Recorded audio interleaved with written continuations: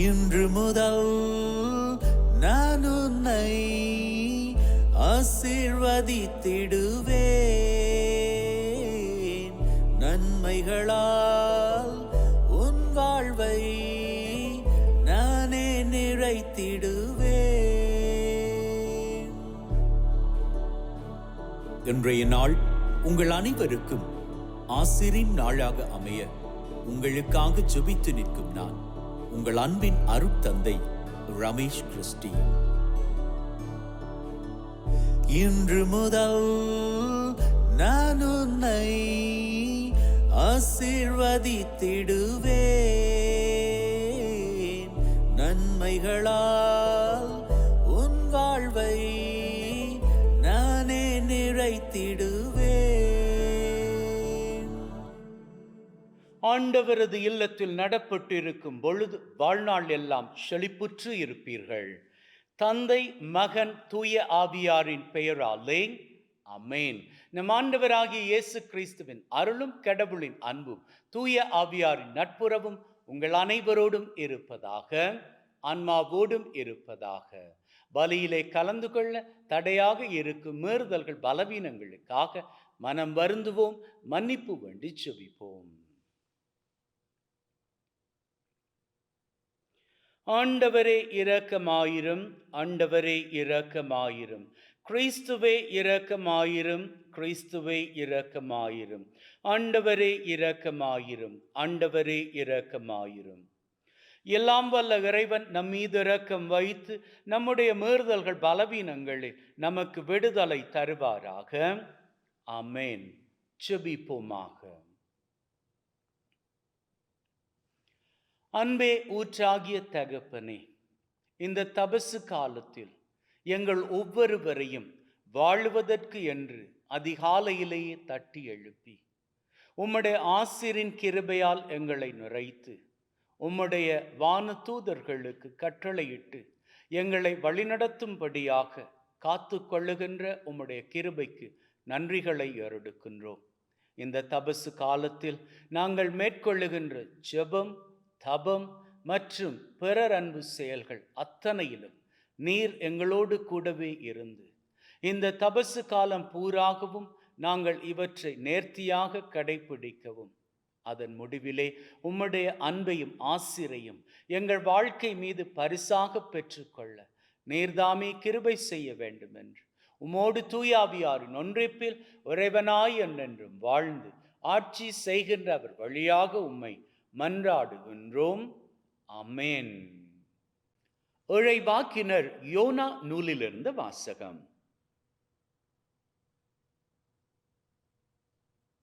இரண்டாம் முறையாக யோனாவுக்கு ஆண்டவரின் வாக்கு அருளப்பட்டது. அவர், நீ புறப்பட்டு நினிவே மாநகருக்கு போய் நான் உன்னிடம் சொல்லும் செய்தியை அங்குள்ளோருக்கு அறிவி என்றார். அவ்வாறே யோனா புறப்பட்டு ஆண்டவரது கட்டளைப்படி நினிவேக்கு சென்றார். நினிவே ஒரு மாபெரும் நகர். அதை கடக்க 3 நாள் ஆகும். யோனா நகருக்குள் சென்று ஒரு நாள் முழுவதும் நடந்த பின் உரத்த குரலில், இன்னும் 40 நாளில் நினிவே அழிக்கப்படும் என்று அறிவித்தார். நினிவே நகர மக்கள் கடவுளின் செய்தியை நம்பி எல்லாரும் நோன்பிருக்க முடிவு செய்தார்கள். பெரியோர் சிறியோர் அனைவரும் சாக்கு உடை உடுத்திக் கொண்டனர். இந்த செய்தி நினிவே அரசனுக்கு எட்டியது. அவன் தன் அரியணையை விட்டிறங்கி அரச உடையை களைந்து விட்டு சாக்கு உடை உடுத்திக் கொண்டு சாம்பல் மீது உட்கார்ந்தான். மேலும் அவன் ஒரு ஆணை பிறப்பித்து அதை நினிவே முழுவதும் பறைசாற்ற செய்தான். இதனால் அரசரும் அரச அவையினரும் மக்கள் அனைவருக்கும் அறிவிப்பதாவது, எந்த மனிதரும் உணவை சுவைத்து கூட பார்க்கக்கூடாது. ஆடு, மாடு முதலிய விலங்குகளும் தீனி தின்னவோ தண்ணீர் குடிக்கவோ கூடாது. மனிதரும் விலங்குகளும் சாக்கு உடை உடுத்திக் கொண்டிருக்க வேண்டும். ஒவ்வொருவரும் கடவுளை நோக்கி மன்றாட வேண்டும். தாம் தீய வழிகளையும் தாம் செய்து வரும் கடும் செயல்களையும் விட்டொழிக்க வேண்டும். இவ்வாறு செய்தால் கடவுள் ஒருவேளை தம் மனதை மாற்றிக்கொள்வார். அவரது கடும் சினமும் தணியும். நமக்கு அழிவு வராது. கடவுள் அவர்கள் செய்தது அனைத்தையும் பார்த்தார். அவர்கள் தீய வழியினின்று விலகியதை அவர் கண்டு தம் மனதை மாற்றிக்கொண்டார். தாம் அவர்கள் மீது அனுப்புவதாக சொல்லியிருந்த தண்டனையை அனுப்பவில்லை. இது ஆண்டவர் வழங்கும் அருள்வாக்கு. இறைவனுக்கு நன்றி. உங்கள் பல்லவியாக: நொறுங்கிய உள்ளத்தை இறைவா நீர் அவமதிப்பதில்லை.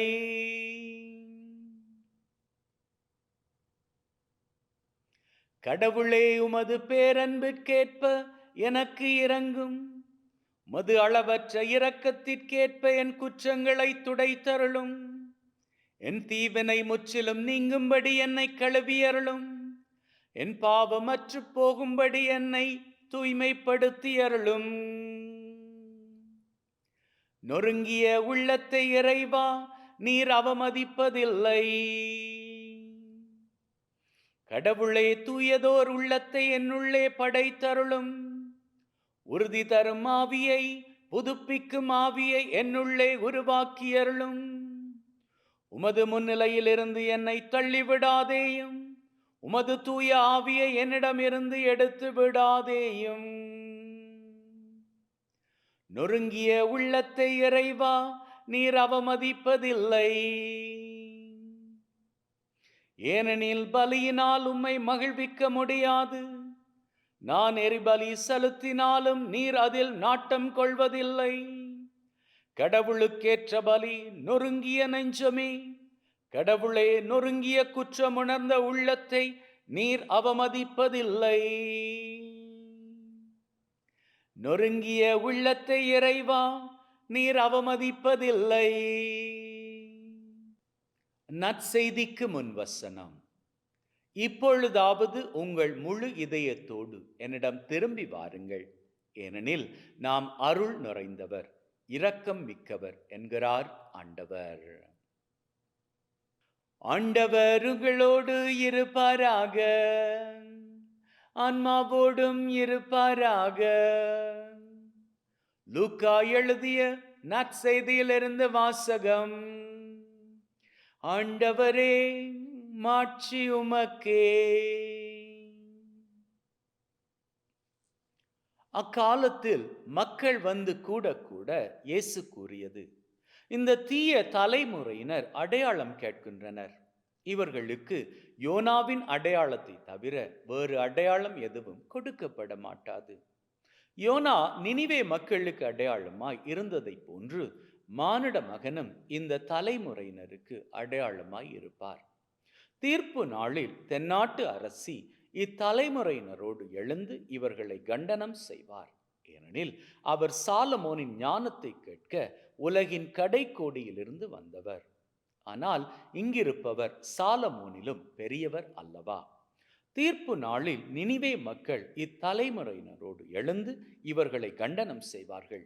ஏனெனில் யோனா அறிவித்த செய்தியை கேட்டு அவர்கள் மனம் மாறியவர்கள். ஆனால் இங்கிருப்பவர் யோனாவை விட பெரியவர் அல்லவா? இது கிறிஸ்து வழங்கும் நற்செய்தி. கிறிஸ்துவே உமக்கு புகழ்.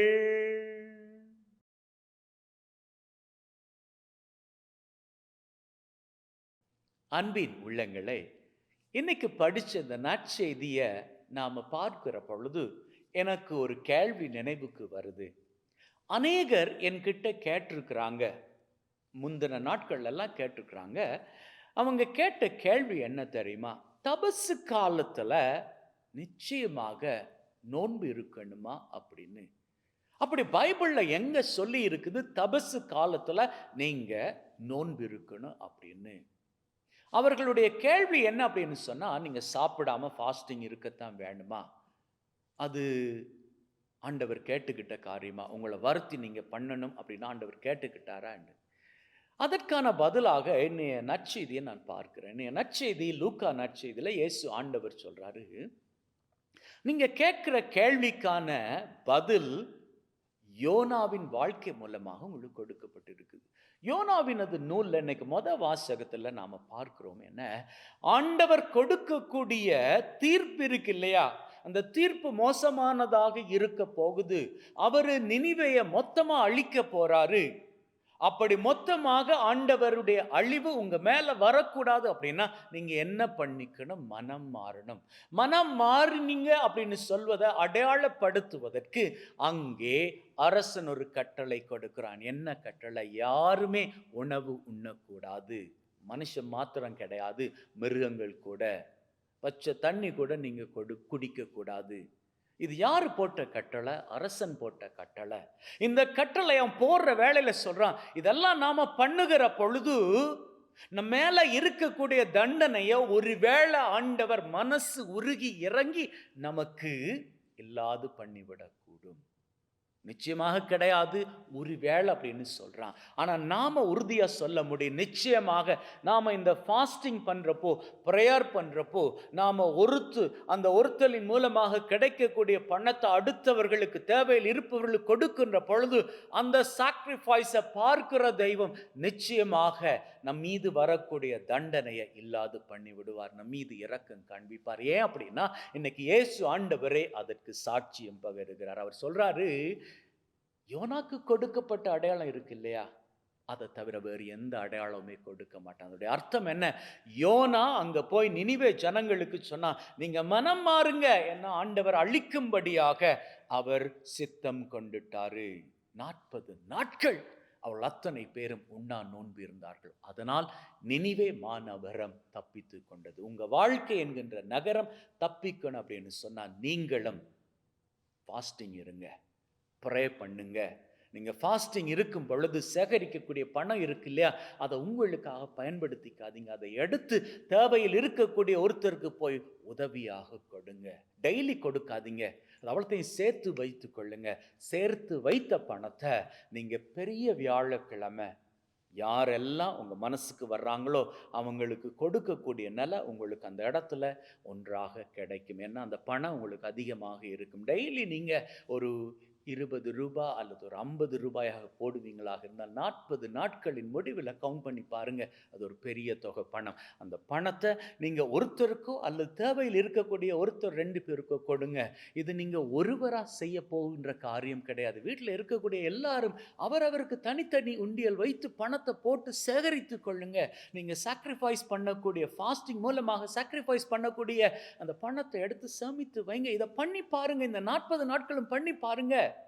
நிச்சயமாக ஆண்டவரது ஆசீர் உங்க மேல இறங்கி வரும். இதை பண்ணாதான் இறங்கி வருமா அப்படின்னு கேட்காதீங்க. அன்னைக்கு நினிவே ஜனங்கள் அப்படி கேள்வி கேட்கல, அவர்கள் பண்ணினார்கள். அதனால் நினிவே முழுவதுமாக தப்பித்து கொண்டது. உங்க வாழ்க்கை மீது வரக்கூடிய எந்த விதமான ஆபத்தும் உங்களை வந்து சேராது. ஆண்டவர் உங்களை காத்து கொள்வார். ஆகவே தான் சொல்லுகிறேன், இதை முயற்சி செய்யுங்க. 40 நாட்களும் இதை முயற்சி செய்யுங்க. நிச்சயமாக 40 நாட்களின் முடிவில் உங்கள் வாழ்க்கை இப்போ இருக்கிற நிலையிலும் பார்க்க ஆசீரின் சிகரங்களை உயரங்களாக தொட்டுக்கொள்ளும். ஆமென்.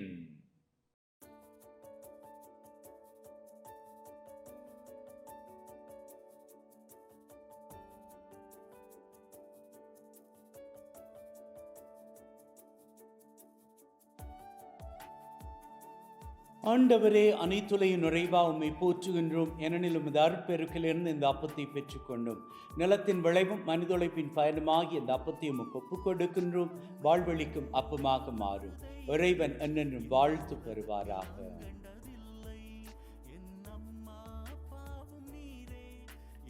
ஆண்டவரே, அனைத்துலகின் நிறைவா உம்மை போற்றுகின்றோம். ஏனெனில் உமது அருட்பெருக்கிலிருந்து இந்த ரசத்தை பெற்றுக்கொண்டோம். நிலத்தின் விளைவும் திராட்சை கொடியின் பயனுமாகிய இந்த ரசத்தை உமக்கு ஒப்புக் கொடுக்கின்றோம். அவ்வாழ்வெளிக்கும் பானமாக மாறும். இறைவன் என்னென்றும் வாழ்த்து பெறுவாராக.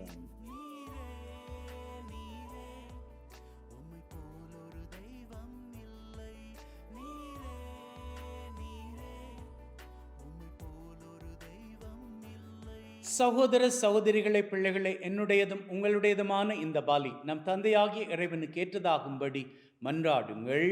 ஆண்டவர் தன்னுடைய திருப்பெயரின் புகழ்ச்சிக்காகவும் மாட்சிக்காகவும் திரு அவையின் நன்மைக்காகவும் கையிலிருந்த இந்த பலியை ஏற்றுக்கொள்வாராக.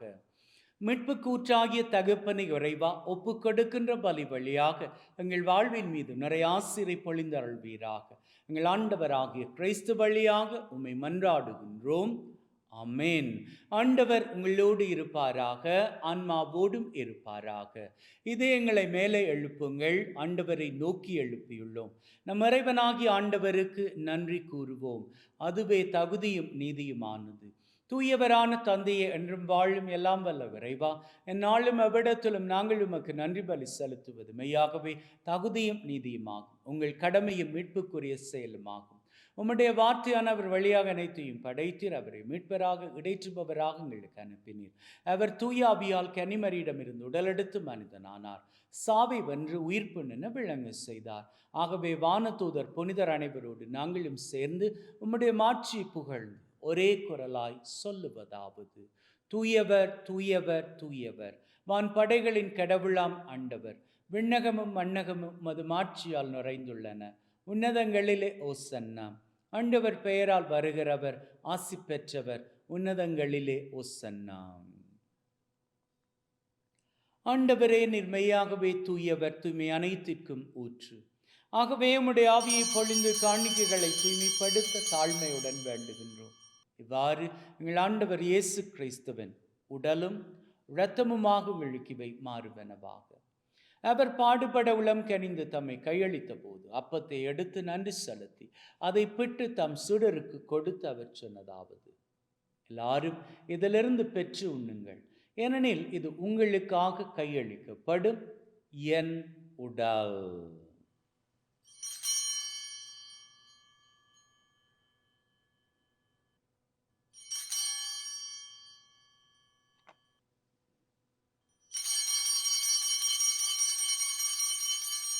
அவ்வண்ணமே உணவருந்திய பின் கிண்ணத்தை எடுத்து நன்றி செலுத்தி தம் சீடருக்கு கொடுத்து அவர் சொன்னதாவது: எல்லாரும் இதிலிருந்து பெற்று பருகுங்கள், ஏனெனில் இது புதிய நித்திய உடன்படிக்கைக்கான என் இரத்தம், பாவ மன்னிப்புக்கென்று உங்களுக்காகவும் எல்லாருக்காகவும் சிந்தப்படும்.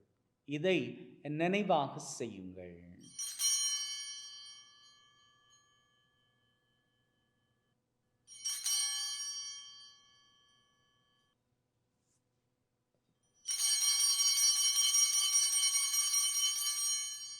நம்பிக்கையின் மறைபொருள். ஆண்டவரே, நீர் வரும் வரை உமது மரணத்தை அறிக்கையிடுகின்றோம், உமது உயிர்ப்பையும் எடுத்துரைக்கின்றோம். ஆகவே ஆண்டவரை, நாங்கள் கிறிஸ்துவின் இறப்பை உயிர்ப்பை நினைவு கொண்டு வாழ்வு தரும் அப்பத்தை மீட்பளிக்கும் கிண்ணத்தை உமக்கு ஒப்பு கொடுக்கின்றோம். உம் திரும்ப நின்று உமக்கு ஊழியம் புரிய தகுந்தவர்கள் என நாங்கள் ஏற்றுக்கொண்டீர். எனவே உமக்கு நன்றி செலுத்துகின்றோம்.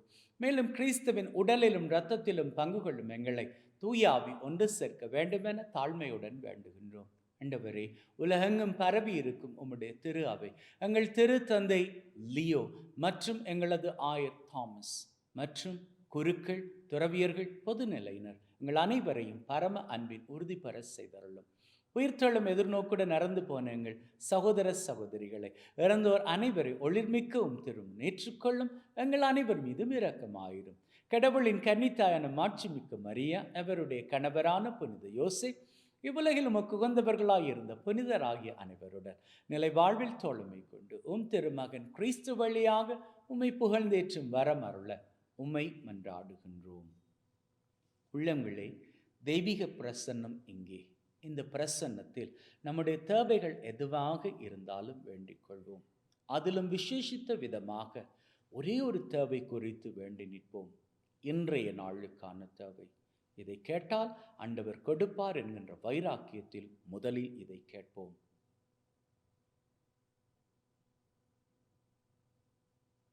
இரண்டாவதாக, இந்த வாரத்தில் நமக்கு ஏதாவது தேவை இருந்தால் அதை குறித்து கேட்போம்.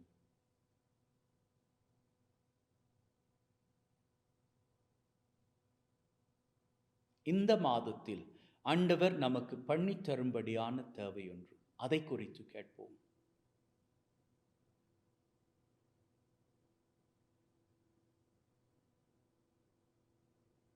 இந்த வருஷத்தில் ஆண்டவர் பண்ணி கொடுக்கும்படி நாம் வாஞ்சியோடு எதிர்பார்க்கும் ஒரு தேவை குறித்து கேட்போம்.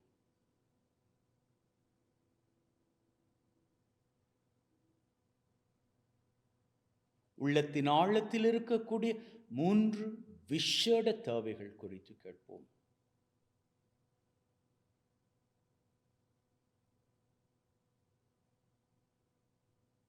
இந்த 7 தேவைகளையும் தெய்வம் நிறைவேற்றி தந்துவிட்டார் என்கின்ற நம்பிக்கையின் வைராக்கியத்தோடு வாருங்கள், அவருக்கு நன்றி செலுத்துவோம். இவர் வழியாக, இவரோடு இவரில் எல்லாம் வல்ல இறைவனாகிய தந்தை தூயாவியின் ஒன்றிப்பில் எல்லா புகழும் மாட்சியும் என்றென்றும் உமக்கு உரியதே. ஆமென், ஆமென், ஆமென்.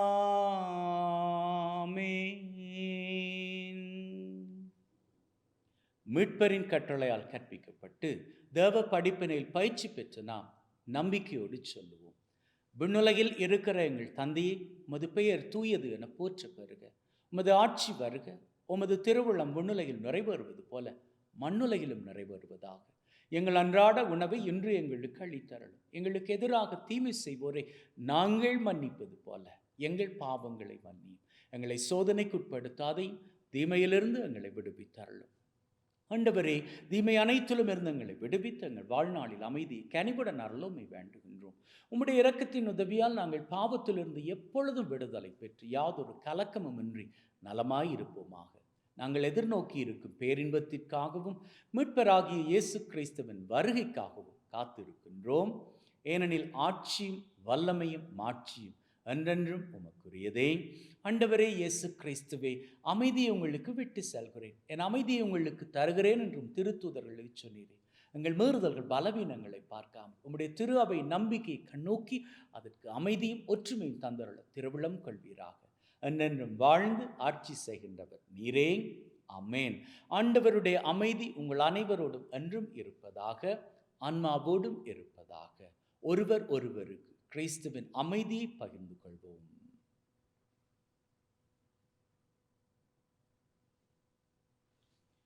உலகின் பாவங்களை போக்கும் இறைவனின் செம்மறியே, எங்கள் மேல் இரக்கமாயிரும். உலகின் பாவங்களை போக்கும் இறைவனின் செம்மறியே, எங்கள் மேல் இரக்கமாயிரும். உலகின் பாவங்களை போக்கும் இறைவனின் செம்மறியே, எங்களுக்கு அமைதியை அளித்தருளும். இதோ நம் ஆண்டவராகிய இயேசு கிறிஸ்து, இவரே நம் ஒவ்வொருவரையும் மகிழ்வோடு வாழ அழைத்து நிற்கும் தெய்வம். அழைக்கப்பெற்ற நாங்கள் பெறு பெற்றோர். ஆண்டவரே, தேவரீர் என் உள்ளத்தில் எழுந்தருள நான் தகுதியற்றவன். ஆனால் ஒரு வார்த்தை மட்டும் சொல்லி அருளும், என் ஆன்மா நலமடையும்.